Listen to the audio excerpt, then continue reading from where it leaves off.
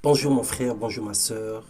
Le Seigneur est bon envers nous, surtout dans cette génération où le mal connaît une croissance exceptionnelle. L'Éternel seul est notre secours et notre appui. Dans les temps de malheur, il se montre juste et compatissant. Que toute la gloire lui revienne dans le nom de Jésus-Christ. Que le Seigneur nous bénisse. Bonne nouvelle semaine. Bienvenue dans notre partage quotidien, le podcast de ce jour. Nous allons entamer une nouvelle série d'enseignements. Dieu change les vies. Et toute la semaine, par la grâce du Seigneur, nous allons aborder ce thème. Ce matin, nous allons parler de lépreux à héros. Et nous allons lire sans plus tarder dans le deuxième livre des rois, le chapitre 6, les versets 24 à 29. Et nous lirons le deuxième livre des rois, le chapitre 7, le verset 1, verset 10. La Bible déclare qu'après cela, Ben-Hadad, le roi de Syrie, rassembla toute son armée, monta contre Samarie et la siégea. Il y eut une grande famine dans la ville. Le siège fut si long qu'une tête d'âne valait 80 pièces d'argent et le quart de litre de crotte de pigeon 5 pièces d'argent. Alors que le roi passait sur la muraille, une femme lui cria « Sauve-moi, mon seigneur le roi !» Il répondit « Si l'Éternel ne te sauve pas, avec quoi pourrais-je te sauver? Avec les ressources de l'air de battage ou de pressoir ?» Et le roi ajouta « Qu'as-tu » Elle répondit « Cette femme-là m'a dit « Donne-moi ton fils, nous le mangerons aujourd'hui et demain c'est mon fils que nous mangerons. Nous avons fait cuire mon fils et nous l'avons mangé. Le lendemain je lui ai dit « Donne-moi ton fils pour que nous le mangions » mais elle l'a caché. Il y a eu des situations graves qui se passent. Bien-aimés, il y a des situations graves qui se passent dans notre monde. Des difficultés intenses, des maux incroyables, des famines, des guerres et autres situations. Dieu se sert des choses faibles pour confondre les forts. Il utilise des gens simples pour régler des situations graves. Cette situation était terrifiante, cette situation était lamentable, était dure, où les gens ont mangé leur bébé, où les gens ont acheté le caca de pigeon.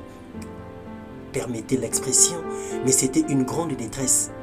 Et dans ces temps comme celui-là, il n'y a que l'Éternel Dieu qui peut sauver un peuple qui se retrouve dans une situation de famine, tel fut le cas de ce peuple. Bien-aimé, ne te méprise pas. Ne te considère pas comme inutile, comme moins que les autres. Peu importe la valeur ou le prix que tu as aux yeux du monde, Dieu te voit différemment. Dieu te considère différemment. Et la suite de cette histoire, il y avait à l'entrée de la ville 4 lépreux qui se dirent l'un à l'autre: pourquoi rester ici jusqu'à notre mort? Si nous envisageons d'entrer dans la ville, la famine y règne et nous mourrons. Mais si nous restons ici, nous mourrons également. Allons-nous livrer dans le camp des Syriens? S'ils nous laissent vivre, nous vivrons. Et s'ils nous font mourir, nous mourrons. Ils partirent donc au crépuscule pour se rendre au camp des Syriens. Lorsqu'ils arrivèrent à l'entrée du camp, il n'y avait personne. En effet, le Seigneur, le Dieu, avait fait entendre un bruit de chars et de chevaux, le bruit d'une grande armée, et il s'était dit l'un à l'autre, les Syriens bien sûr: le roi d'Israël a enrôlé contre nous les rois des Hittites et ceux des Égyptiens pour venir nous attaquer. Bien-aimé, le Seigneur opère la délivrance dans la vie de ceux qu'il aime. Le Seigneur opère la délivrance dans la vie de son peuple. Dieu a délivré le peuple de la famine par le courage des gens méprisés, des malades abandonnés, des hommes rejetés dans la société. Leur détermination a conduit à la délivrance. Il arriva que Dieu, après avoir séché les eaux sur la terre, Noé avait besoin de s'assurer, et c'est la colombe qui est revenue pour lui montrer un signe. Aujourd'hui, tu es certainement méprisé, tu es certainement rejeté, tu n'es certainement rien dans la famille, mais à cause de toi, le Seigneur va opérer une grande délivrance. Le Seigneur n'a pas opéré la délivrance par les mains des soldats, des guerriers, des généraux qui étaient dans l'armée d'Israël, mais c'est par le biais des lépreux, les 4 qui étaient devant la porte. Leur courage a emmené la nourriture et la délivrance dans le pays.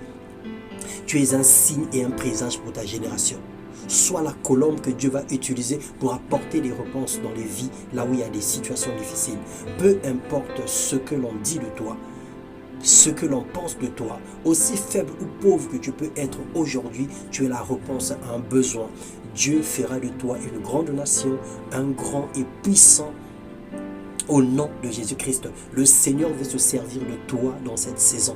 Le Seigneur veut se servir de toi dans ta famille. Il veut se servir de toi dans la nation. Il veut se servir de toi dans ton quartier, dans ton église, dans ta famille, autour de toi. Alors ne te méprise pas. Aujourd'hui, tu te considères comme faible. Tu te considères comme moins que rien. Tu te considères comme malade. Tu te considères comme absolument nul. Mais le Seigneur utilise des choses faibles pour confondre les grandes choses.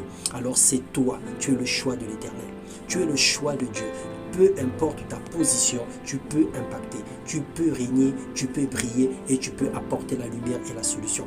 Nathanaël s'est trompé lorsqu'il pensait qu'à Nazareth ne pouvait pas venir quelque chose de bon. Alors, est-ce que de toi peut venir quelque chose de bon? La réponse c'est oui, parce que le Seigneur t'aime, le Seigneur a oint ta vie, le Seigneur a fait de toi sa plus belle création. Le Seigneur a fait de toi sa plus belle œuvre et au travers de toi, la délivrance va être opérée. Que le Seigneur te bénisse et te renouvelle l'intelligence afin de comprendre ces choses et que tu rentres pleinement dans ton appel.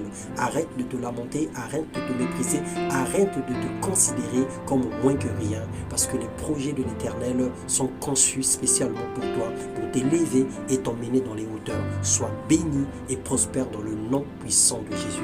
Amen. Bonne nouvelle semaine une fois de plus.